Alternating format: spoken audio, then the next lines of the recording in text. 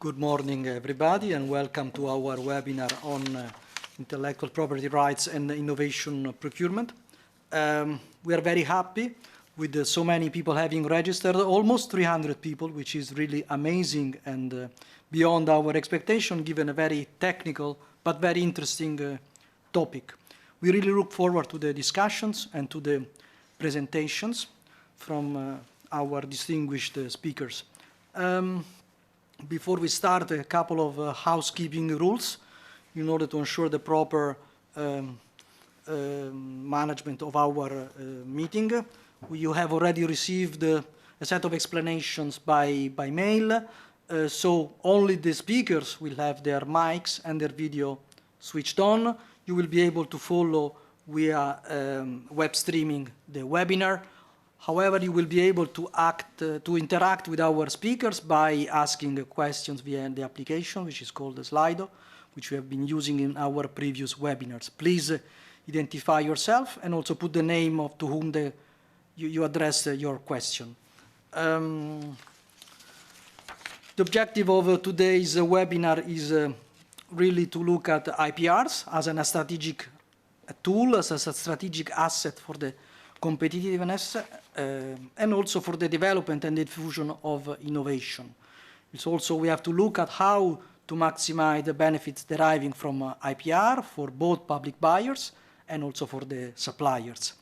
We will see what are the main legal aspects related to IPR in innovation procurement, and we also share with you very relevant best practices.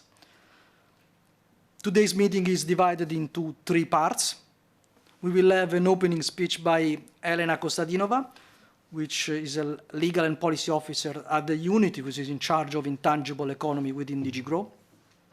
And then three presentations from very, very distinguished speakers. The first from Jean-Paul Traille, which works in the intellectual property unit as a legal advisor in the European Commission in the Central IP Service. Then from Sylvia Israel and Anne-Claire Viala, both from the French Ministry of Economy, Finance and Recovery, and are both IP legal advisors. And then from Lieve Bos, policy officers at DG Connect of the European Commission. Jean-Paul will cover the main aspects of our recent guidance on innovation procurement and also the concept of IPR. Very interesting presentation. The second one from Sylvia and Anne-Claire will show very interesting best practices from their relevant experience, very rich experience in this respect. They will cover different type of products and we all really look forward for this presentation. The final one from Lieve Bos, from a colleague of us, which will look at a very specific case of public procurement of innovation run by the European Commission, and very interesting ways in which the principles of the guidance are applied and put into practice. So we can now, without any further ado, go ahead. I will introduce Elena, which is a legal and policy officer in the intellectual property unit of the European Commission. Before joining this unit, she worked as a lawyer in DG Trade of the European Commission and advisor to the hearing officer for DG Trade. And before that, she was an associate in a top international law firm in Brussels. So I will now pass the floor to Elena for her opening speech. Thank you, Ivo, for this kind introduction. It is a pleasure for me to be here with you this morning. My objective today is to demonstrate to you that we deal with intellectual property, or IP, every day. I will provide some figures to convince you of the importance of IP for European companies. And my colleague, as Ivo said, Jean-Paul, will then give you concrete examples of how to deal with IP in the context of innovation procurement. So what is IP? Well, take a mobile phone, for example. I borrowed for this presentation an image from the European Union Intellectual Property Office. So you will see that its operating system and its data processing methods may be protected with patents or utility models. It's software, user manual, startup tone, images may be protected by copyright. The form of the phone and the shape of the buttons may be protected by a design. The name of the phone may be protected by a trademark.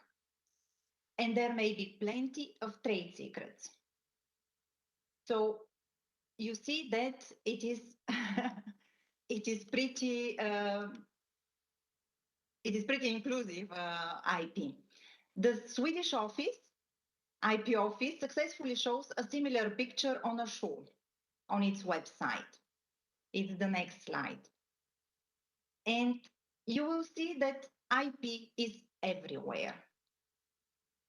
So when you buy an innovation through procurement, you are already dealing with IP.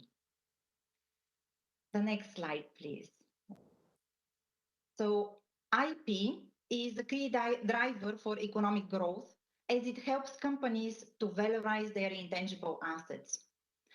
Over the last 2 decades, the volume of annual investments in intellectual property assets increased by 87% in the EU, while the volume of tangible investments increased by only 30%.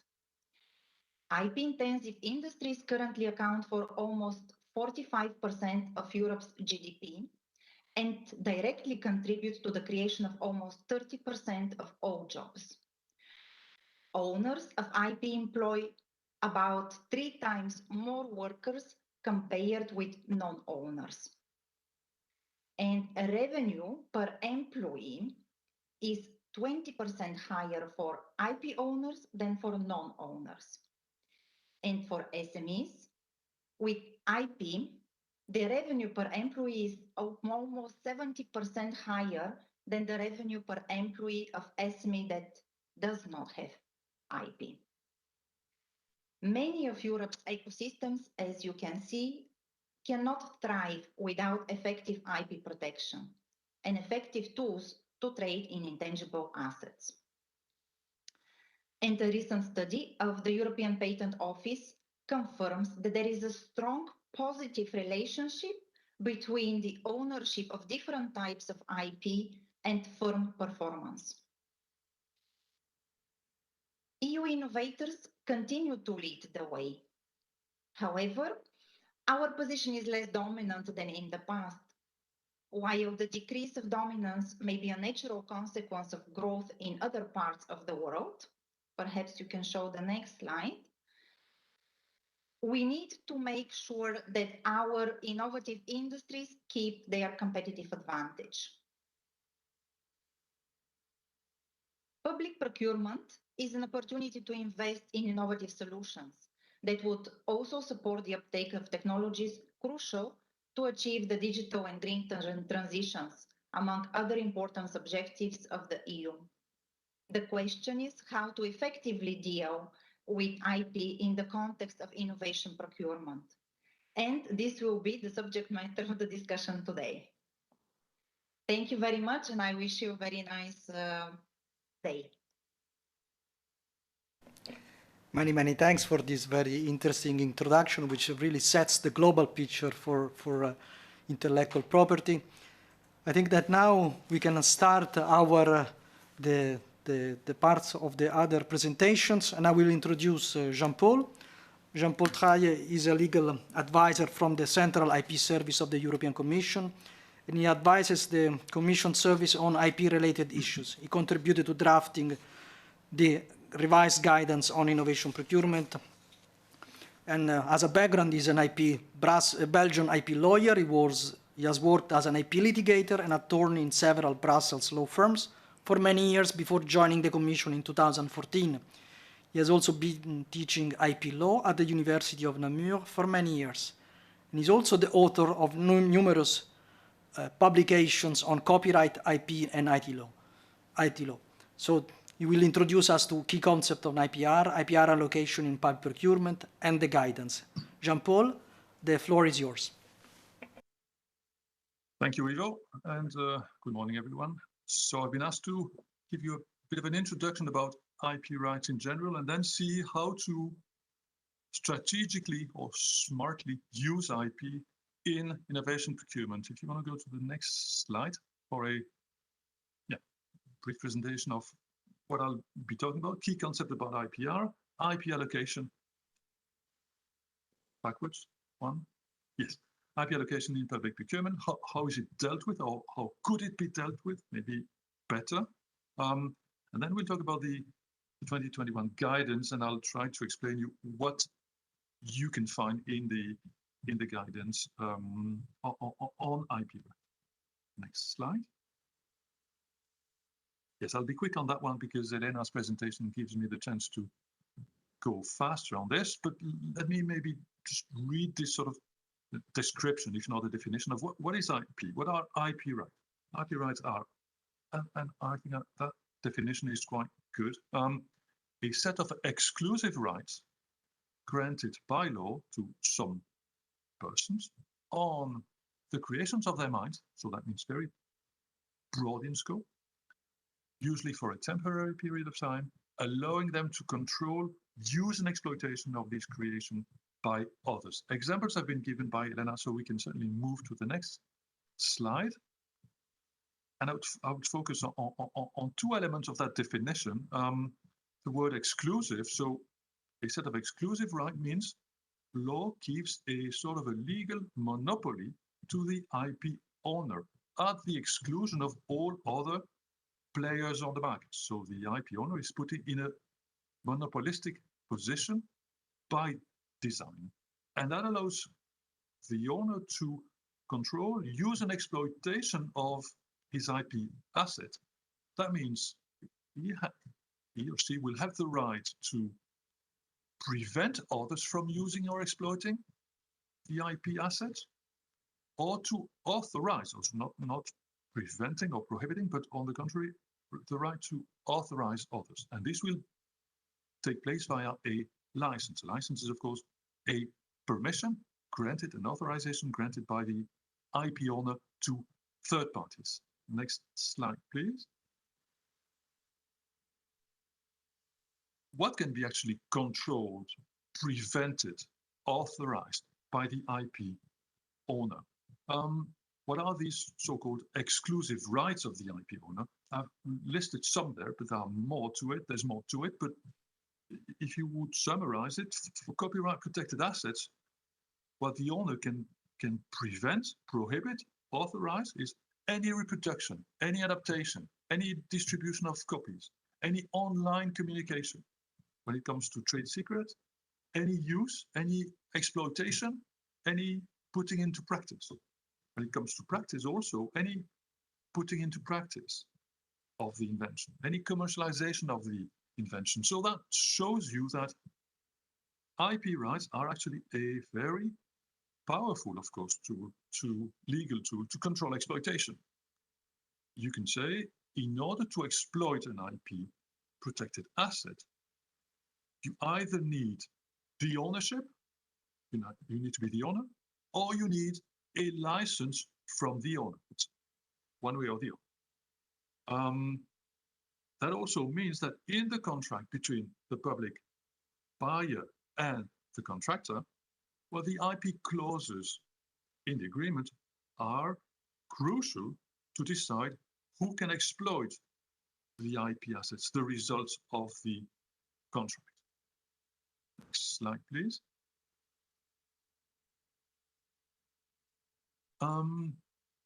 A key notion you need to know about IP rights is IP rights can be transferred or can be licensed. And let's just say a word on this distinction, and I'll be a bit simplistic, sorry for that, but IP rights can be transferred, meaning the ownership itself of the right is transferred to a third party, like in a sales contract. The consequence being, of course, the IP owner no longer owns them and loses complete control of what is being done with his assets. The other legal construction is the license, which you could compare, if one is compared to a sales contract, well, you could compare the license in a way to a renting contract. There's no transfer of ownership.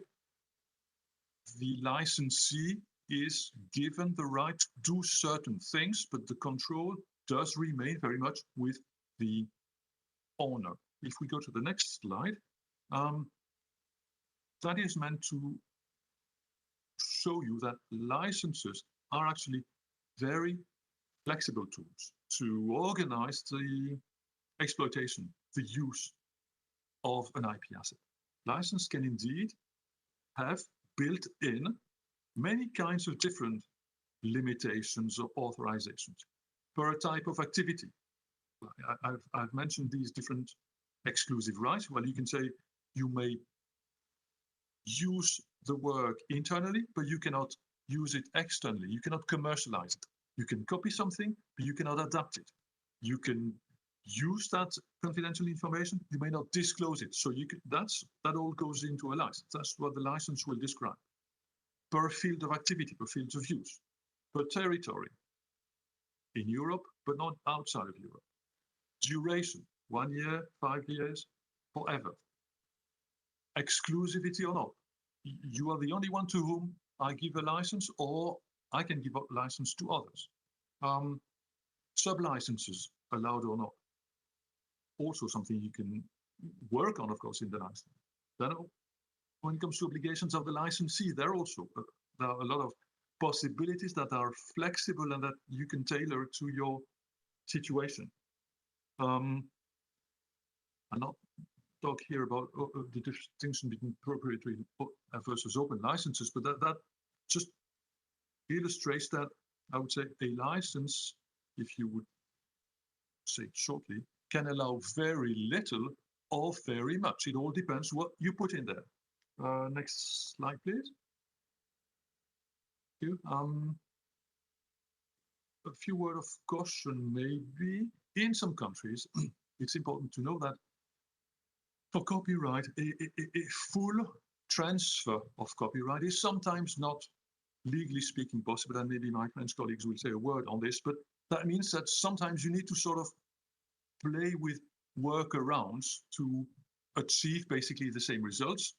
So sometimes a transfer as such isn't possible, and you need to work via very broad licenses. That is the case for copyright, not for other IP rights though.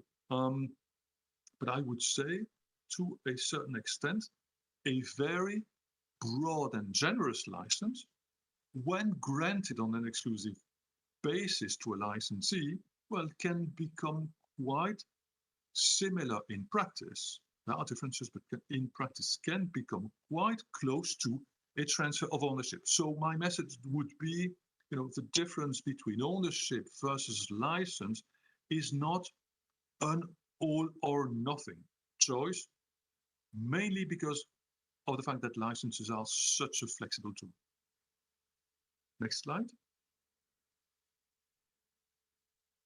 Okay. Now let's come to, after these basic key facts, key notions about IP, public procurement and innovation. I will not remind everyone about the importance of public procurement to innovation, etc. in general, that this has been said already and will be repeated, I'm sure. But I would just say the EU directives on public procurement of 2014 have tried to introduce I've introduced actually the concept of innovation procurement, have attempted via some changes in these directives to facilitate and promote innovation via procurement.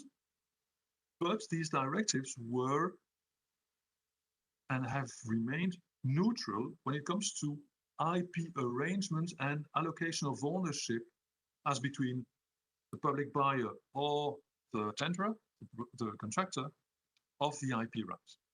Next slide, please. The consequence of this is, because these directives are neutral and are agnostic when it comes to IP allocation, there's no harmonized practice in the EU. Some member states impose to leave IP with the contractor. Some member states leave the choice explicitly open. Some will provide guidance and will encourage leaving IP with the contractor, but you have a non-harmonized situation.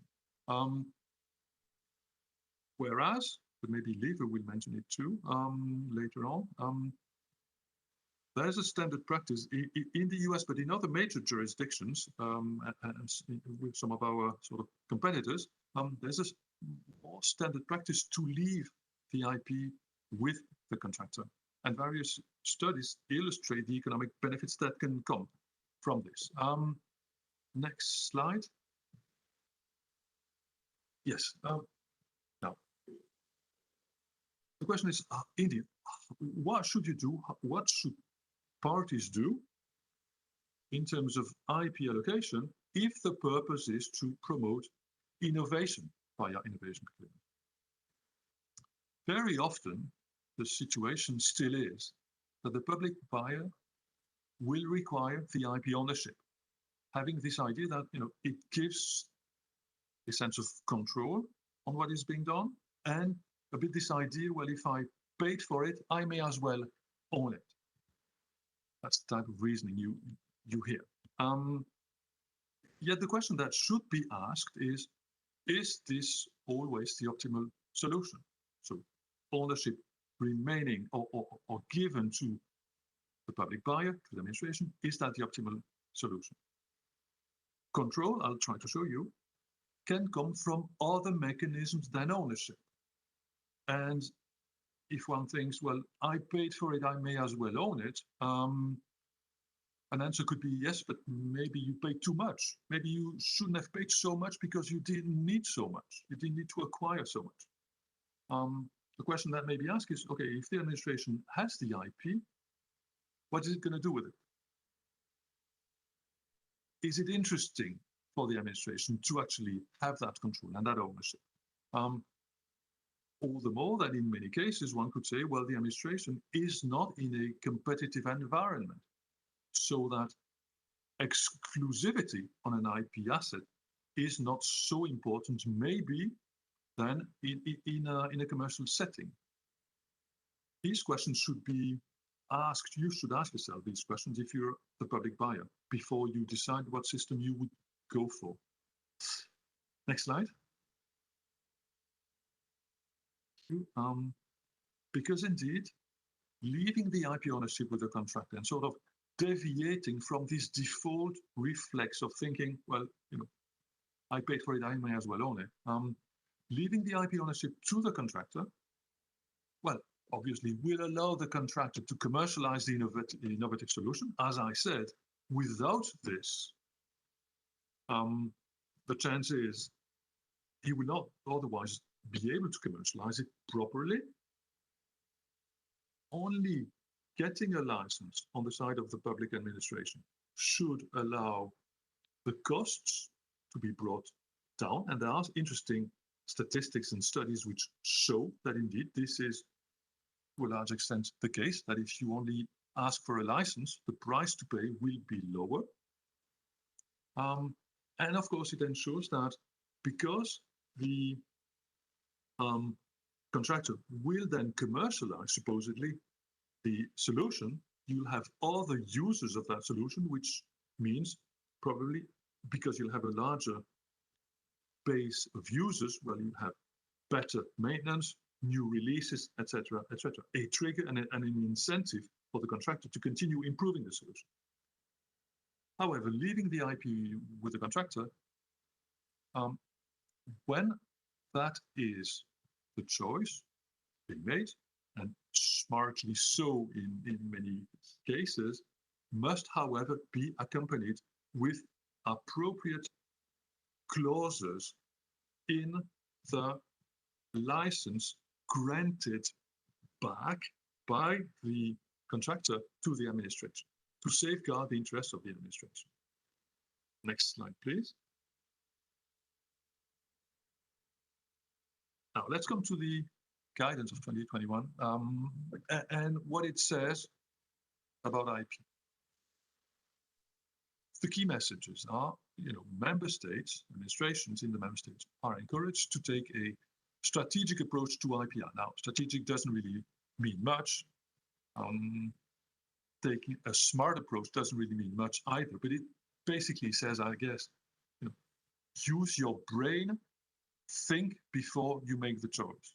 And on that choice between the two basic options, either I, as an administration, want the ownership, or I can do with a license, and I'll let the ownership with the contractor. Well, the message is, think about your needs and, as I've copied it here, consider leaving the IPR with the supplier unless there are overriding public interests at stake. And there may be, of course, public interest at stake. Security reasons, confidentiality of that solution, exclusivity. I mean, I talked about the logo, but sometimes you want to have it as an administration, you need the exclusivity on a certain result. Open data politics. You want to make sure that the data are openly available via an open license to all. Same maybe for a software. Okay, if that is the end result you want to achieve as an administration, it may become less interesting, of course, for the contractor to have commercialization rights. At least he will be facing stiff competition from everyone, because the data or the software will be made available for all under an open data or an open source license. So think about your needs, consider leaving the IPR, but when you indeed decide to let the IP ownership with the supplier, of course, think about protecting your interests. Next slide, please. The guidance basically conveys the message that on this issue, ownership or license, there's no one size fits all answer. You cannot say it's always better to have the ownership or it's always better to have just a license. No, that's not possible that would not be wise as a recommendation as such. So the guidance goes into some general recommendations applying throughout all the IP rights, and then tries to break it down asset per asset. I'll not really, I'm mindful of the time. I don't want to go over my time, but I'll quickly browse through these messages of the guidance, but I would of course refer you to the guidance itself for more details. But the general recommendations that apply throughout all IP rights is, if we as an administration think that a license will be good enough, okay, have as guiding principle that you put in this license all the things you need, but only all the things you need. So that applies also to the choice transfer versus license. Do I need an ownership? Do I need the ownership? Do I only need a license? And if I only need a license, what do I need to put in this license? All you need, but only all you need. Because if you want more, if you want to buy and acquire and obtain more than what you need, one could say, well, that is not an optimal use of public money. Why pay a higher price for something you don't need? Okay, so that's the main message.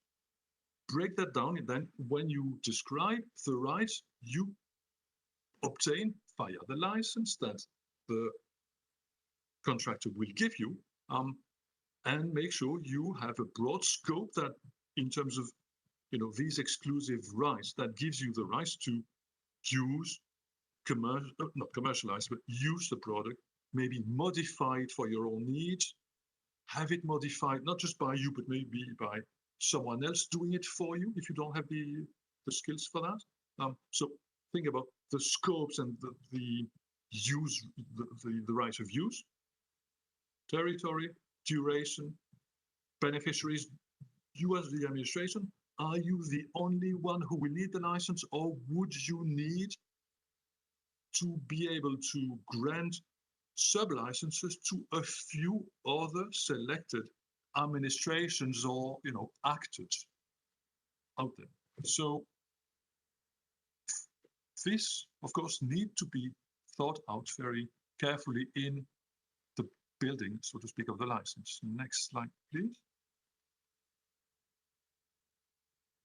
Make sure and think about the risk of vendor lock-in, and we go in the annex, we go into some detail about how you can in practice try to avoid vendor lock-in, because that's what you want to avoid, being stuck with a license that you cannot, the license being not flexible enough so that you are basically stuck with that one supplier or vendor.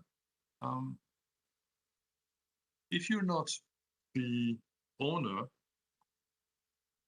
to a certain extent, that means, yes, loss of control. But still, maybe you want to impose obligations on the contractor who will be the owner. That's why I say, the difference between license and owner and ownership doesn't fit,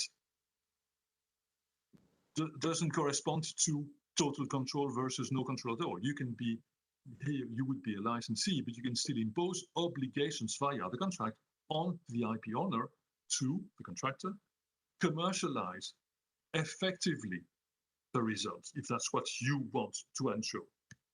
Won't go into details here, but there are various ways to do this. Maybe you want to also have a certain control on what will happen with this ownership. What happens if the company is sold, if these assets are transferred outside of the EU? Does it matter to you or does it not? I mean, these things are to be considered and can be built in, and I'm sure Liv will mention it in her presentation, can be built in the contract. So that a license doesn't mean, again, loss of control on the part of the licensee. Okay. Next slide, please. Then when it comes to an asset per asset analysis, I would summarize it maybe as such. If you look at software, of course, if we talk about acquiring, using, if the purpose is to be able to use software that already exists, then of course the choice is you'll only be offered as a public administration a license on these software from Microsoft, to give an example. You're not thinking about acquiring the ownership on an existing software. That makes very little sense. But if we talk about software newly developed for your needs, I think quite often one can say, well, there are often no strong reason to require the ownership. And in many cases, a license will be sufficient, will come at a better price, provided, of course, that appropriate license mechanisms are put in place to give you sufficient rights of use. But the arguments I've given earlier about having a community of users that will ensure that new releases, new improvements will naturally come up, makes sense for software, of course. Next slide, please. What should you think of then when I say appropriate clauses should be put in the license? Well, this is what I describe here, but I will not go into the details. But the main message for software would be, well, in many cases, probably a license will be good enough, provided you put the appropriate clauses in there. Okay. Next slide. If you take another asset yes, and this is what I've already said. Of course, sometimes, in many cases, a license will be good enough. Not always. So sometimes, of course, you still need to obtain and require the ownership. But I want to move on to the next asset. And next asset, the next slide, I meant also, sorry. So after software, if one looks at data sets as a result of a public procurement, data, more and more important. We know big data, AI, data is the new oil, etc., etc. There again, if we talk about access to pre-existing data sets, yes, a license will be the normal model. But what about data specifically collected for the administration for a particular project? Next slide. There, I would say, as opposed to software, where you can say, well, in many cases, a license will be good enough.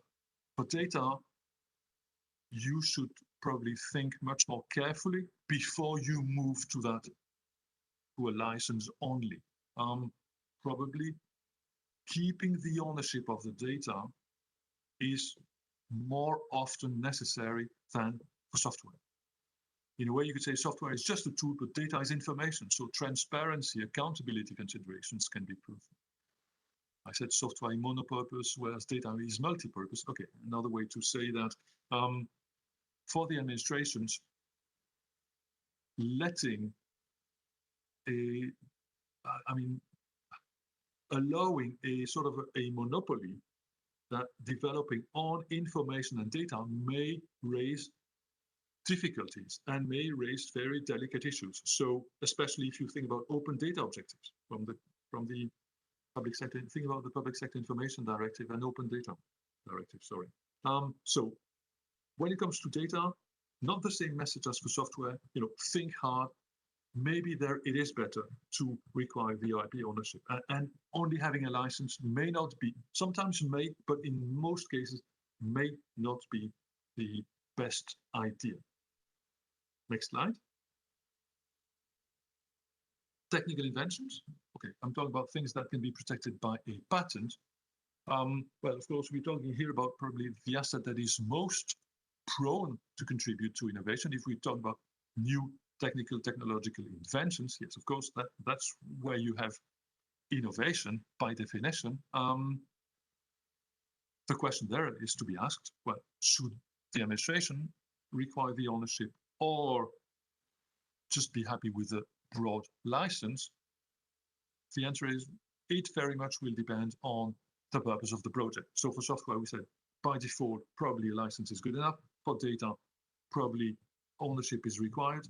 For technical inventions, neither can be described as, the natural default best option. So think on your particular project. It'll depend on the purpose of the project. Is it necessary for the administration to be the only one to be using it? Are there security, confidentiality issues at stake? Or is a commercial exploitation a good idea? Would there be benefit for society, for the administration itself, for the public at large, with a commercial exploitation by a contractor? How about standardization? Is the purpose that this result becomes a future official standard? Okay, then maybe you don't want to give the ownership to someone else to then try to reincorporate this in a patent in a standard, sorry, at a later stage. So all sorts of questions that you must ask yourself, and I'm not going to go through all of them, but I invite you to, of course, go through this in the IP annex of the guidance that goes into more detail. Again, the message, I guess, is ask yourself the question before opting without thinking to either one of the two options. That would be the key message, and we can go to the next slide, where I basically, decline again what you should think of if you go for a license only. Okay, make sure you have sufficiently wide rights of use. Think about technical assistance by the contractor, even if you don't have the ownership, but you have a license. The rights of use must often come with technical assistance, commitments by the contractor. If ownership remains with the public administrations, all right, but does the administration have the skills and the resources to organize the dissemination, the exploitation of all this? Because having the ownership isn't enough if you don't have the know-how and the skills to properly exploit this. So all these factors should come into play, and I'm sure my colleagues will illustrate this via examples in a few minutes, before you can make the appropriate choice, ownership versus license. Being said again that this ownership versus license, yes, is a choice, but then is not a black and white, all control on one side, no control at all on the other side. Is certainly one thing a message I want to convey, and we can go to the next slide. For studies, a last asset maybe we could deal with. Maybe we could quickly mention. There, I would make a distinction. If the result of a public procurement is a study, and if that study is meant to serve as the preliminary, analysis to a future policy initiative, I think there it is important for transparency reasons that the study be made available. There are rules on this, of course, in all member states. For transparency reasons, it is important that this be made publicly available. That means most certainly that the IP rights should belong to the administration. If the study is of a much more technical nature, it's not so much supporting a public policy initiative, but a study of a technical nature or a future standard or whatever. There, the choice can be asked. Do we want to control any possible exploitation of that study, or do we want to allow some contractors or everyone to use it? Again, there, the question to be asked, and these questions will translate into the IP mechanisms then in the public procurement contract. Next slide. This is my last slide. Just a summary. IPR, one of the tools to do smart, strategic innovation procurement. But what I said here about innovation procurement applies basically to any procurement, whether that qualifies as innovation procurement or not. Because IP is flexible, because IP licenses are so flexible, there is room to satisfy both parties to the agreement. I've mainly talked to public administrations here, but they are not the only ones in the game. And there is indeed room, thanks to this flexibility, to try to customize the license or the contract to the particular project. But that requires, as I said, case-by-case analysis on that question, license versus transfer.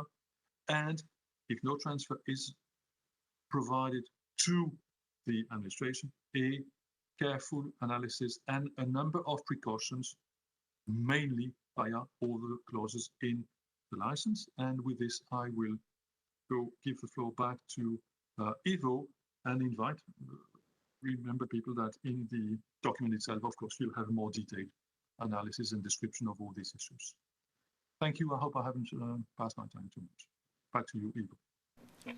Many thanks, Jean-Paul, for this fantastic presentation, which has run through the most relevant issues relating to IPR, licenses, IP allocation, and a lot of very relevant questions which can guide buyers in this topic.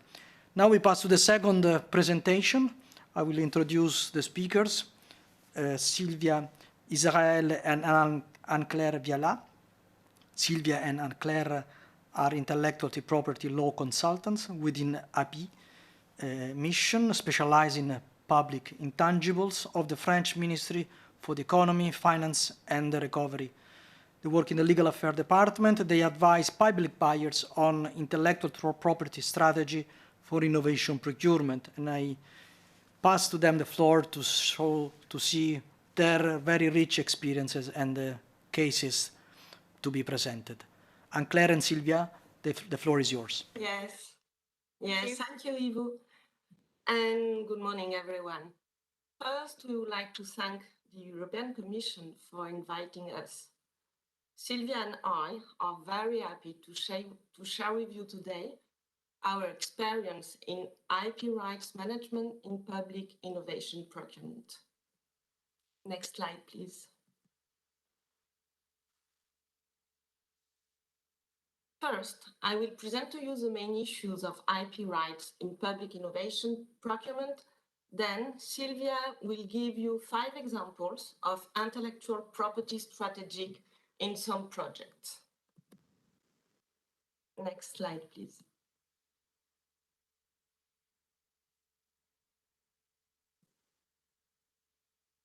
Well, when designing an intellectual property provision, it's important to keep in mind that IP rights management are important for both public buyers and providers, because it can stimulate or create barriers to innovation. For public buyers, IP rights are very important because it's a way to satisfy their needs in terms of use and reuse of the innovative solution. It is also a way as Jean-Paul told you, to prevent vendor lock-in.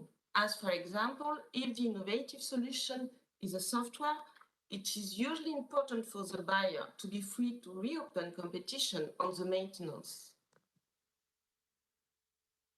Well, and when IPR provision fit with business model of providers, it helps receiving relevant offers at the right price and obviously avoid unsuccessful procurement.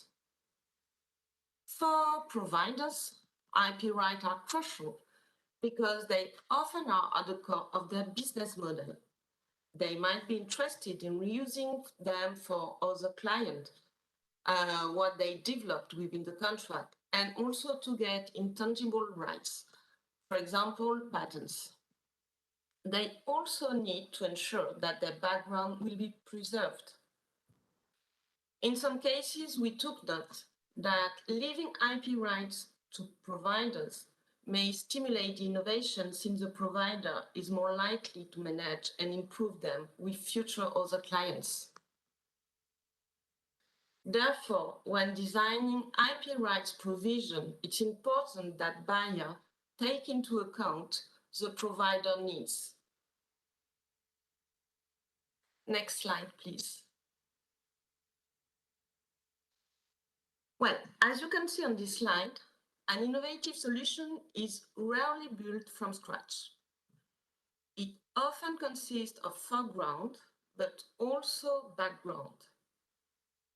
What is the foreground? The foreground is what is newly created by the provider during the contract. Without public funds, they wouldn't have existed.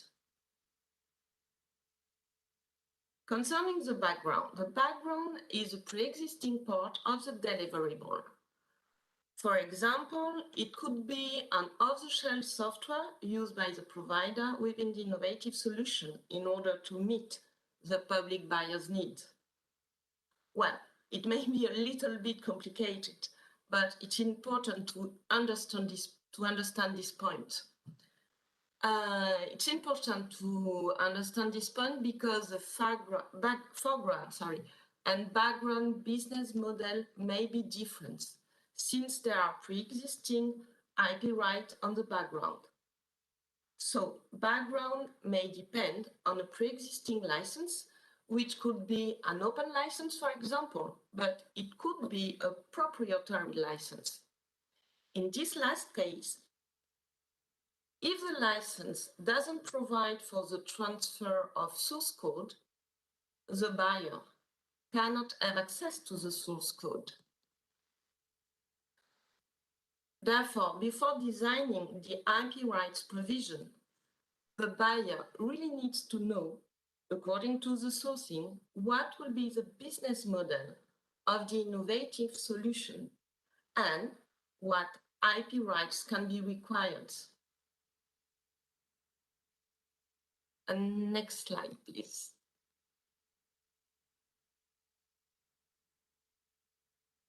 As Jean-Paul told you earlier, IP rights management offers a wide range of possibilities. The buyers must identify what they need and what they are willing to pay for. You may not pay the same price if you just want to use the software on your hardware, or if you want to access the source code or add functionalities on your own.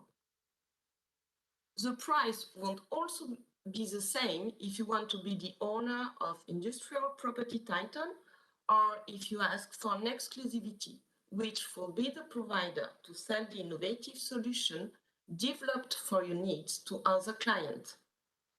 Exclusivity and ownership may cost more because the supplier can sell the solution to other customers. Therefore, as I told you before, when buyers draft IPRs provision, they first have to identify their real needs and compare them to the insight of the sourcing to check if it fits the business models. To conclude, I would like to point out that IP rights provision cannot be cut and paste from an innovation procurement to another. Next slide, please. Thank you, Anne-Claire. As Claire just told you, buyers definitely shouldn't cut and paste IPR provisions because the strategy is always different. I'll show you now 5 everyday innovation procurements where the IP right strategy has been designed in consideration of 3 aspects. First, the buyer's needs, then sides of the sourcing, and the expected deliverables. Next slide, please. In this first example, the innovative composter procurement, the buyer needs to experiment an innovative solution for large quantities of waste disposal. The sourcing shows that pre-existing innovative composters could be used. Thus, the buyer is going to buy or rent a physical pre-existing product. Next slide. When you buy a washing machine, for example, or a smartphone like this, you don't get any rights on the patents covering the technology inside or on the design of the item. Guess how much it would cost? For this composter, it's quite the same. The buyer might be an early adopter, but the composter itself is pre-existing. Its technology or design already belongs to the provider. Moreover, the buyer is not going to get this composter manufactured or commercialized. He is only going to use the final product. In this situation, there is no need to ask for any of the composter's IP rights. It would be a little different if the purpose of this procurement was to improve significantly the product for a specific need. Then you have a research and development phase. In this case, the buyer may need to reuse freely the solution or share IP or leave them to the provider and get another form of return. But normally, when you buy a final product, you don't need to ask for intellectual property rights. Next, please. Second example, an IT strategic and specific need. Here it's quite the contrary. The buyer needs to fulfill a very specific and strategic IT need. He wants to be free to maintain the solution at the end of the procurement, including to add new functionalities and reopen competition on the maintenance operations. Therefore, he absolutely needs to access the source code and have all autonomy rights to fulfill his needs. For security reasons in this procurement, the software must remain confidential. In this situation, the sourcing revealed that there were no available solution able to meet the specific need. That is, a new solution must be developed. It means that most of the expected deliverable will be foreground. However, some existing tools could be used by the provider, like separable standard software, but these softwares were replaceable. Next, please. The IPR provisions here are very different. They state that the buyer accesses the source code and has all right necessary to use, reproduce, modify the software, and for no limited uses or duration. Any other provider can maintain the software for the buyer's needs. But as the solution is confidential, the IP right is exclusively given to the buyer. But you see that we are in the extreme transfer of rights. Concerning the separable off-the-shelf software, for example, can be an automatic translator, the buyer has a license and can replace it if needed. Next slide.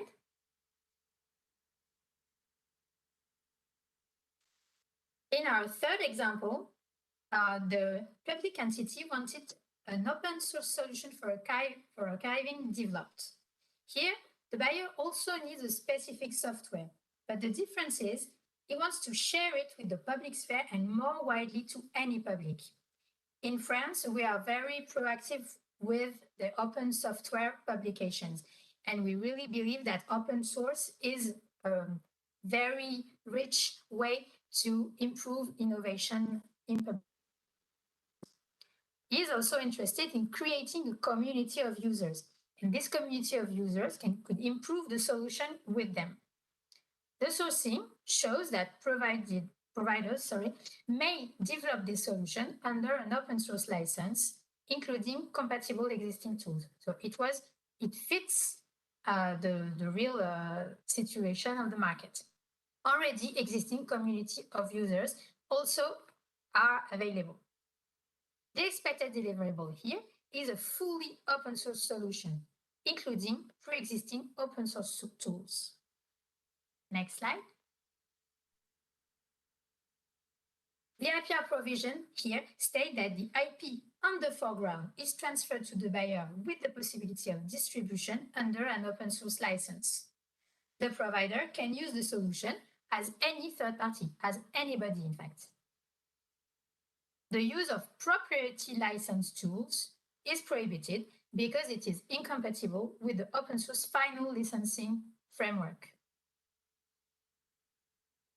Next slide. In our fourth example, the situation is really different.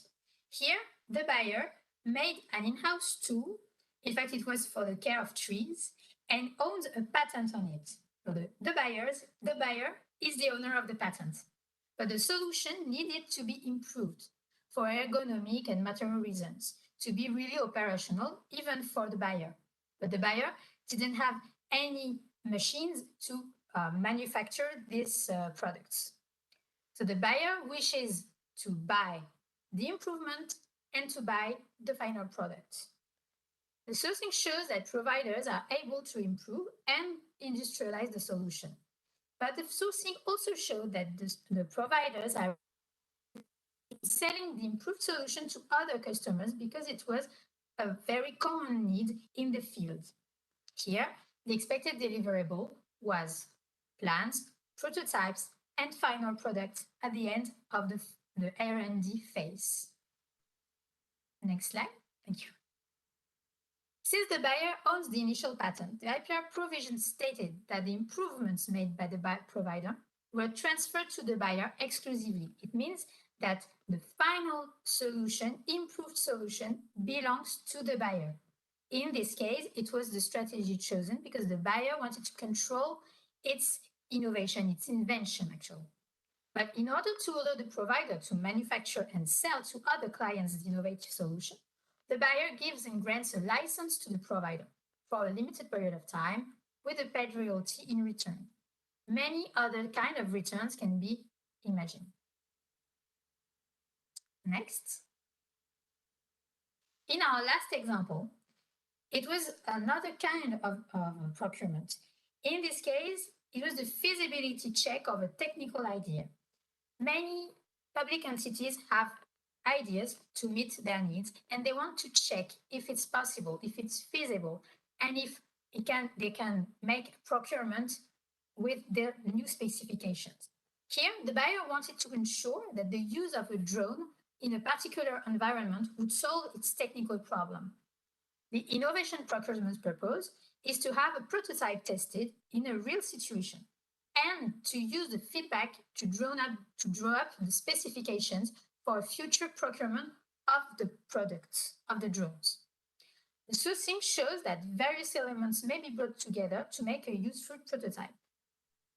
Thus, the expected deliverable is a physical prototype, but also functional expected specifications and expectations written by the provider for the future drone to be purchased. For example, they can see what the weight of the drone should be to meet the need because of the technical problem and because of the particular environment. Next slide. Since ideas are not protected by IP rights, the buyer may use the functional information needed for its specifications. But here we expressly stated that the functional specifications written by the provider may be published in the tender documents of the equipment purchased.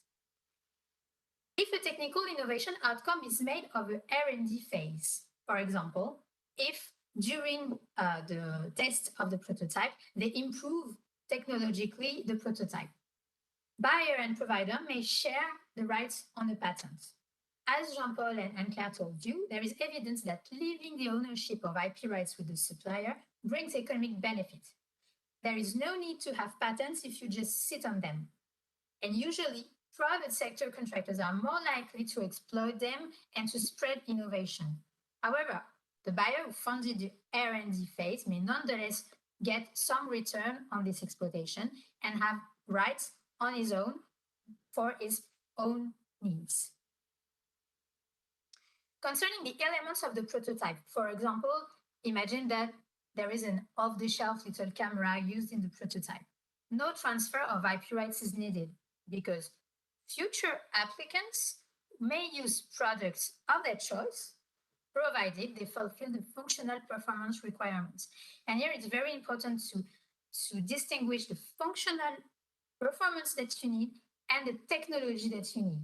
If you want a specific technology, here you have IP rights questions. But if you just say, I want this functional, here all the market can propose, can tell my technology fits this functional performance. And then you don't need any right. You just need to say, I want to get this functional performance fulfilled. Next slide. Finally, I would like to tell you a few words about the issue of trademarks for innovative public services. If you ever visited Paris, you know the bike sharing service called Velib. And as Paris will always be Paris, Velib must always be Velib, even though the operator may change. This is why the Velib trademark belongs to the city of Paris, whereas the product or service trademark belongs to the provider. Buyers must remember that they will change operators and keep the ownership of the public service distinctive sign. It is a situation where the public entities need to be the owner of the IP right, that is the trademark.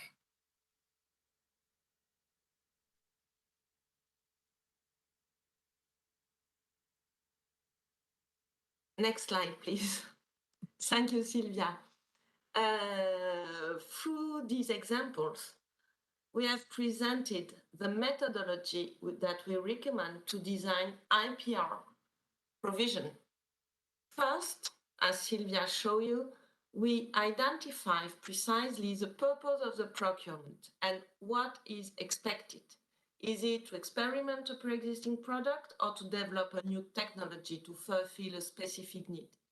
Is it to improve an in-house existing solution or to build a prototype to check out the feasibility of an idea? Then we identify what is needed by the buyer. Only primary use, autonomy, ownership of, for example, industrial property title as patent, or exclusivity. At the end, we compare the strategic needs of the buyer to the insights of the sourcing to be sure that it fits the business model of providers and to avoid unsuccessful procurement. To conclude on the methodology that we use to design IP rights provision, I would like to insist on the fact that lawyers cannot write these provisions by themselves. It's impossible. Designing an IP rights clause is a job between lawyers, but also prescribers who know the needs. And next slide, please. In France, we have a public procurement model contract called CCIG. We didn't try to translate it. A new set of the CCIG has been launched in 2021. In this slide, we try to sum up the IPR strategy chosen in this model. As I explained to you before, we made a core difference between background, especially off-the-shelf background, and foreground. For background, we required supplier to declare what foreground has been used. It's very important for supplier to know the license of the foreground, of the background, for example. For foreground, public buyers have right to use the works for the needs specified in technical provisions or arising from the purpose of the procurement. buyers have autonomy, which means, for example, that software maintenance can be done by a third party. Buyers don't have an exclusivity on the foreground, except for specific cases like logos, for example. When it comes to research and development foreground, in fact, we recommend to set specific provisions for each project. It's difficult to have a model of provision for research and development.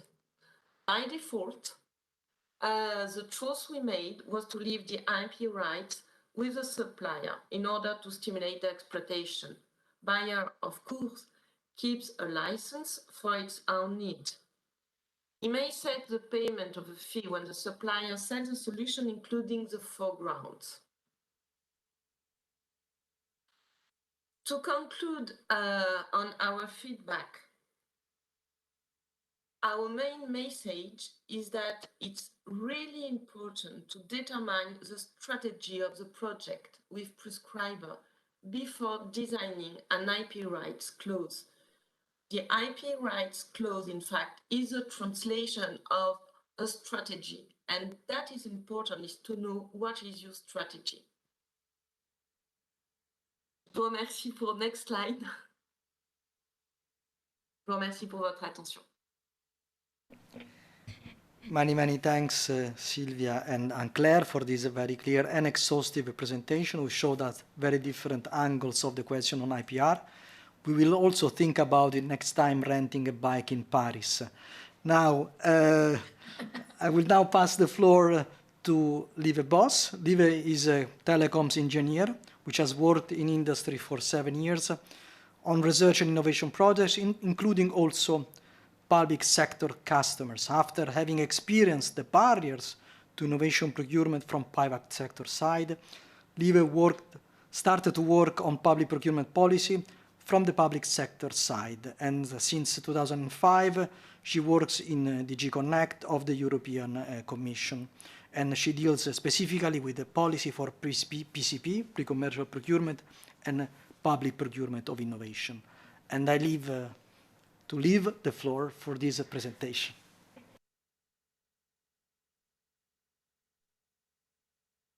I will explain to you a specific case. I'm in the Connect in the blockchain unit, so we're responsible for digital innovation and blockchain specifically. Lieve, if you can talk a little bit louder or closer to the mic in order to improve. Yes, many thanks. Okay, so we can go to the next slide. There was one case in our work where we are developing a European infrastructure for providing blockchain services to all citizens, businesses, and governments around Europe, where we encountered the need for an innovation procurement, specifically a pre-commercial procurement, which means a procurement to buy new research and development. In the next slide, you see some more information about what this blockchain service infrastructure is about. It's an infrastructure that is set up not only in the European Commission, but also in all the European member states and some countries of the European Economic Area. What does it do? It will offer cross-border public services. For example, if you have obtained a certain university degree in a certain country, it makes sure that it's also immediately known, certified, and has its credentials for other people to check that you really have this degree also in other countries. It will provide your healthcare services, your taxation services, and so on in a smooth way across the whole European Union. This infrastructure is already being rolled out. There are already blockchain nodes in the Commission and in member states and the countries of the partnership. But the current version is based on existing technology, and this has its limitations. We need more demanding capacities. So we need novel solutions to be developed that can deliver larger scalability to roll out these services to everybody across Europe at the same time, using them a lot. the systems need to become more energy efficient because the European Union wants to become climate neutral by 2050, and there isn't a single blockchain solution that is climate neutral at the moment. Security, we want the systems to be in the future to become ready to be resistant to quantum attacks, and robustness. So we start a procurement to buy research and development, a pre-commercial procurement, to prepare for these future improvements of the EBSI, European Blockchain Service Infrastructure. But that's not all. We want it to be done in a way that it will stimulate the development and the further commercialization of these solutions and contribute to standards around the world.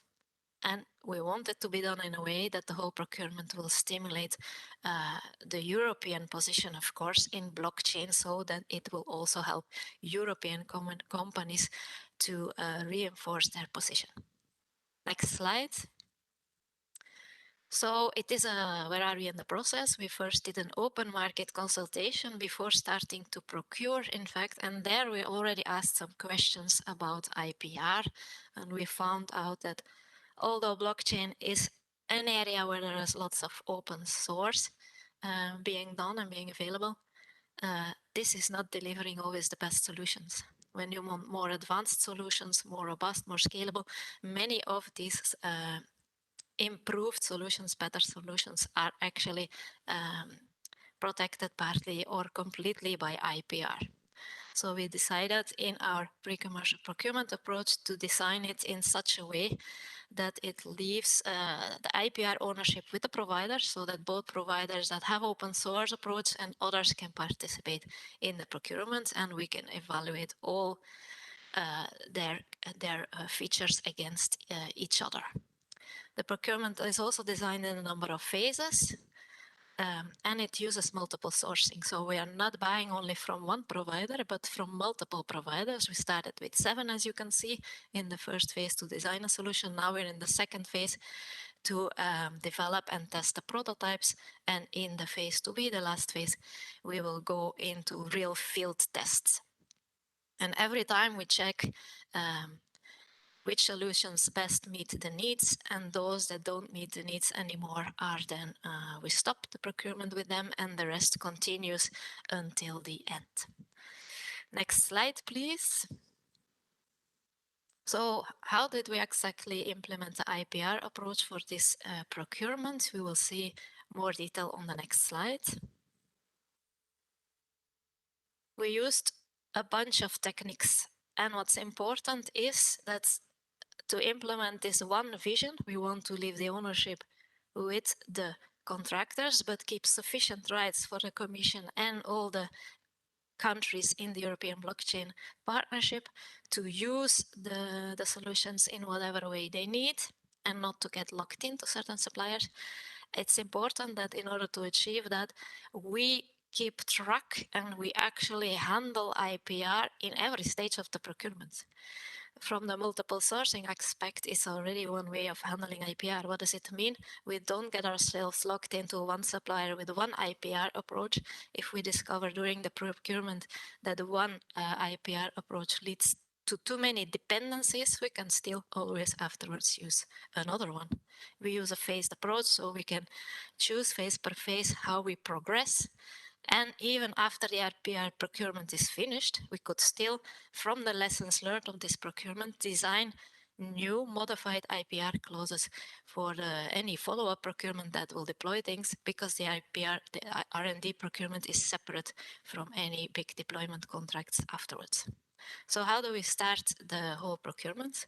We defined from the beginning, it was an open procedure that was used, all the IPR rights and obligations upfront and put them in the model framework contract that was published with the call for tender. So there was no negotiation on who would get which IPR rights and obligations. Everything was clear from the beginning when vendors made their offers, and they appreciated this very much, that everything was very clear.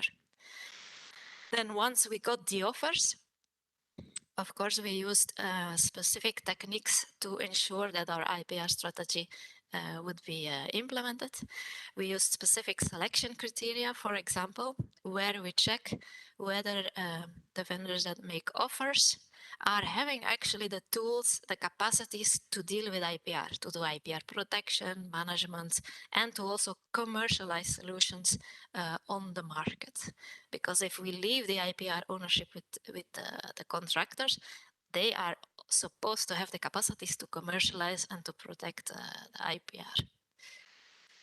Then in the evaluation criteria, the award criteria of the procurement, in fact, we also had one specific criterion that assessed the commercialization, the commercial viability, in fact, of the approach, the solution approach that the vendors submitted in their offer. What does it mean? It assessed whether for this specific procurement, they had proposed an IPR approach that made sense, and they proposed a business plan and a commercialization strategy that made sense. In the technical requirements of the procurement, we added other requirements that are related to IPR and strengthen the IPR approach. For example, we require interoperability at certain points of the solution, compliance with standards, compliance with EU regulations and certifications. And we also put some requirements on vendors that they need to publish and actively contribute to standardization. So it's not because the vendors keep the IPR ownership that nobody else will be able to profit from the innovations that are being developed. In the financial offer that the vendors submitted, we required in the tender specs that they would show us the difference, that they would first quote their price for in case the procurement would have been done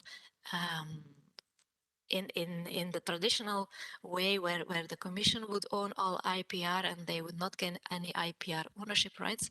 And then we asked them to show us which is the price reduction that they are giving us now for this particular EU blockchain procurement, where we leave the IPR ownership with them. So we see actually in the offers how they have taken this into account into their pricing. The procurement, the IPR clauses in the procurement also have a clause that ensure that we will not pay extra when we do a follow-up procurement for deployment for using the solutions for the licenses on the solutions that are newly developed during the pre-commercial procurement, because we leave the IPR ownership with the companies in the pre-commercial procurement, but we require as one of the rights for the Commission and the member states license-free rights to use. So in a follow-up procurement, they're not charging us, able to charge us for these licenses. In the administrative part of the offer for the PCP, we ask that the vendors give us a declaration of all the IPR that they already have created before the procurement, so the background IPR.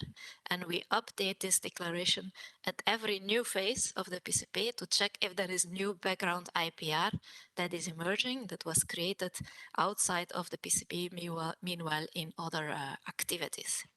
This way, we are always up to date of how different solutions, the IPR situation is evolving, and we can check dependencies of each solution.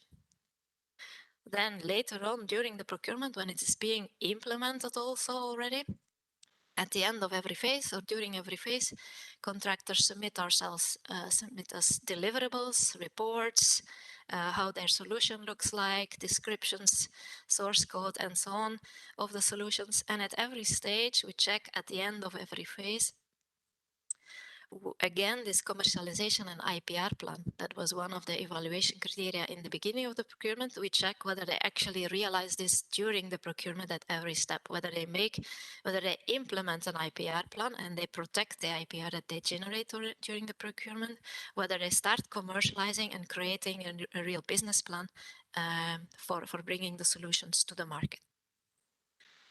What's specific about this pre-commercial procurement, and it also has an impact on the IPR part, is that we have restricted the access to the procurement because PCP procurements are not subject to the international public procurement agreements.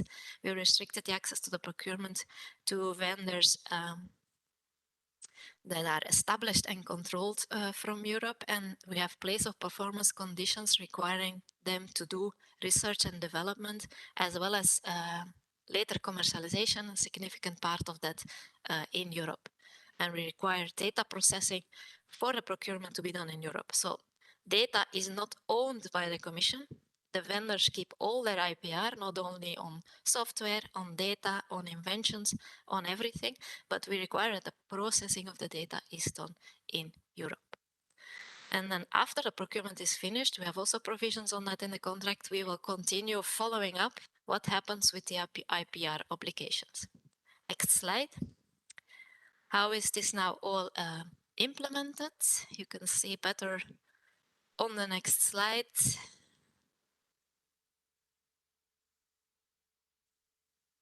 Yeah. So what do we do in the blockchain PCP? We implement the recommendation that the EU made in its IPR action plan last year to leave the ownership of the IPR with the contractors. What does it mean, leaving IPR ownership with the contractors? It's both for the background and foreground, but it's not just unconditional. It means that they will have to inform us, notify us when they create IPR and really protect it and defend it. So they have the responsibility to do that, pay all the costs for that, and so on. And they also are given the responsibility to commercialize the results.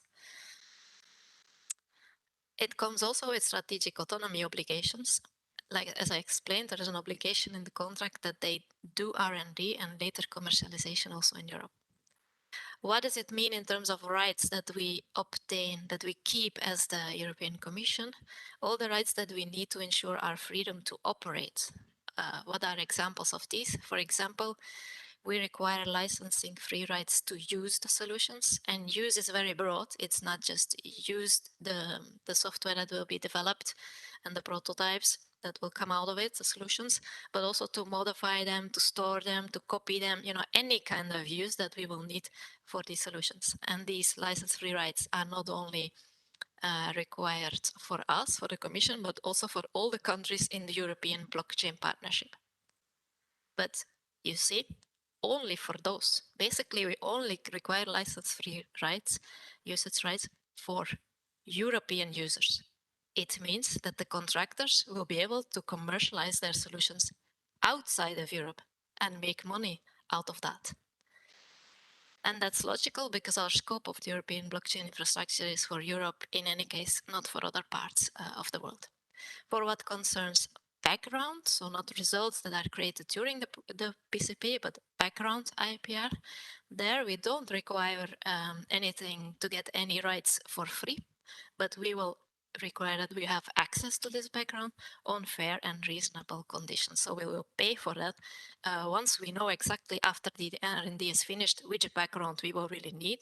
In the follow-up procurements, we will pay for that if we will need to use also background, but we won't pay for the foreground, in fact, because there we have the license-free rights to use. And the second bullet is that in addition to these usage rights, we also required that we have rights that we can require the contractors in the PCP to give licenses to other third parties. In particular, where this will be needed, where other contractors that are working for the Commission or for member states will need to be able to use the solutions or interconnect with them, they might need some rights, and then we have the right to require this. Very important is also the third bullet. In case something goes wrong, what then? In case the contractors do not commercialize the solutions, in case they abuse them against the public interest, in case they use them in a way that would jeopardize the European strategic autonomy or security concerns, we have the right to call back the IPR ownership. So it means there is a clause in the contract that says in those cases, the Commission can require that the vendors transfer back the ownership of the IPR to the Commission so that we can give it to somebody else to commercialize the solutions in a way that is compliant with what we need. And this is, for example, happening. There is a specific provision in the contract. What if a company that was in the pre-commercial procurement will merge or is going to be taken over at some point in time by a company that is not established or controlled from Europe? Then we can, for example, call back this IPR. What if the company wants to transfer at a certain point or give exclusive licenses only to another vendor somewhere that is outside of Europe and not controlled by Europe? Then also we have the right to forbid that or to put conditions on this kind of transfer or exclusive licenses. And all of these clauses that you see have specific conditions, also punishments, what if the vendor is not compliant. I think this was my last slide. So back to Ivo. Many thanks, Liv, for this very, very interesting presentation on a very challenging and important and future-oriented project, very much related to innovation. So I think that now we move to the last part of our webinar, which is taking the questions which come from the audience. I know that there are already several questions coming, which are addressed to our speakers. I just remind that this is the application that we are using. Here is the code, and so please indicate to whom they are addressed and your name. I would immediately move to Slido in order to move ahead and pass the floor to my colleague Carmen to read them. Just to say that we will not have time to answer all the questions due to the limited time, but we will answer them after the webinar. You'll receive the questions raised and the answers. So we start with the first question addressed to all the speakers. How experienced public bodies are in negotiating these IPRs? What are the common mistakes and what expertise support do such bodies need? And I would link it to the next question. What are the essential tools a government should provide to public buyers to enable them to use IPRs in an effective manner? Maybe Sylvia and Anne-Claire? Yes, thank you, Carmen. I would say that, as Jean-Paul told you, the common mistake is to have very black and white vision. It means we want everything or nothing. This is what we see every day. Negotiating the IPR, I would say they don't always negotiate. They write on their tender documents what they want. The most important thing is to make a very deep sourcing to understand what they can ask and what is possible to be accepted by suppliers. And I would say that what support they need, well, they need lawyers in IP rights, of course, but they need people who understand how it works within public entities to understand all the background. It's not the same background, but the background of public law, European law too. And I would say it's the work of a team between prescribers, lawyers, and buyers. Thank you very much, Sylvia. Moving to the next question, and I think it's still you and Anne-Claire. Speaking of the drone case, the rights on a patent are shared between buyer and provider. Can you explore more what this will mean in practice? Do you share in profits, or are there other benefits? You can share patents. Many public entities, more public research entities share patents with their partners. I would say that sharing a patent is not always the best solution. You can leave the patent with the suppliers, as Jean-Paul told earlier, and you can share benefits. You can have a license for your own needs. You can hope that the patent will improve the commercialization of the drone, and then that the drone will have many clients and the cost will lower. You have many benefits for a public entity in just designing the IP right you want. Thank you, Sylvia. One question for Jean-Paul. Can we explore more on technical inventions? What is make available to selected third parties? Can you give some examples? Should these partners already be named or described in detail in tender documents? Okay. What is the idea there? Take the situation where the administration would only be given a license, right? Well, the interpretation of a license by default is a license will be interpreted as intuitu personae. That means if the license is described as given to me as the administration, I cannot make it available to others. I cannot sublicense it or transfer the license and make the asset available to others. So there's going to be a restrictive interpretation of the license, and it means that what I mean there is you have to think as an administration, will you need to make that invention available, for instance, to a few other legal entities? So a few legal entities, or of course you may also want to make it available to some subcontractors working for you, assisting you in your own missions, right? If you're outsourcing part of your tasks to subcontractors, they must be able to also access and use these inventions. The purpose there is to avoid that a too narrow description of who the beneficiary is, I mean, you, the administration, if the drafting is too restrictive, then you would not be able to give the benefit to a few others. Now, when I say selected, and you ask, Corinne, whether these partners should be named or described in detail, they should not necessarily be named, even though you can think of closed list. Be careful, but of course you can think of a closed list of third-party beneficiaries. But otherwise, yes, you could imagine a little bit of a more open list.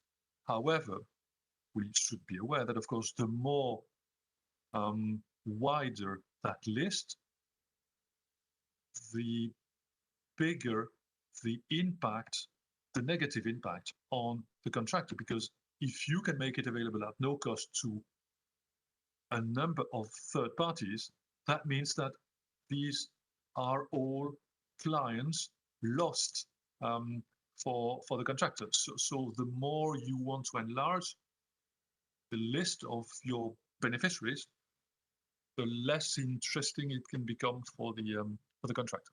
No need to have them named, but certainly, again, when I said all you need, but only all you need, that applies here too. Think about all those you would want to make it available to. Don't go for a too broad list, because that will negatively impact also the interest that and the commercial interest that the contractor could potentially have in, commercializing and licensing it to these other clients otherwise. I hope that's clear. Thank you. Thank you very much, Jean-Paul. One question for the speakers from France. How have suppliers reacted to situations where they cannot retain IP rights? Is early market consultation a key step? As I told you, in France, usually if buyer apply the model of contract, the right they will keep their right. So there are only a few situations where they cannot retain IP rights, and during the sourcing, to be sure that it will fit with the business model of providers, we encourage buyers during the sourcing to see if it fits with business models of providers. Sylvia, do you want to add? Yes, yeah. Well, it depends on the field. If your suppliers develop open source software, they don't want to retain IP rights. They just want to be able to keep it open source. If they are doing something very industrial with many investments to do, it will be more difficult to let them invest in a big procurement if they don't see how they will sell their product afterwards. So it really depends on the field. It depends on what you want. It depends on the part of background and foreground. If you have a 90% background, of course, they will retain IP rights, and the foreground will be not really useful for you too. So easy market consultation is clearly a key step. And really understanding what you need on your product is also a key step in it first. Thank you very much. One more question for you. What about the use by providers of the buyer's trademark? Yes, we often have this question because providers may want to use the buyer's legitimacy on a specific field. For example, if you work with, I don't know, the fireman on a product that helps extinguish fires, of course, you will want to say that it was made with them. It's very important to control the trademark because it's very important to distinguish whether you want to seen as having improved, as having approved the product.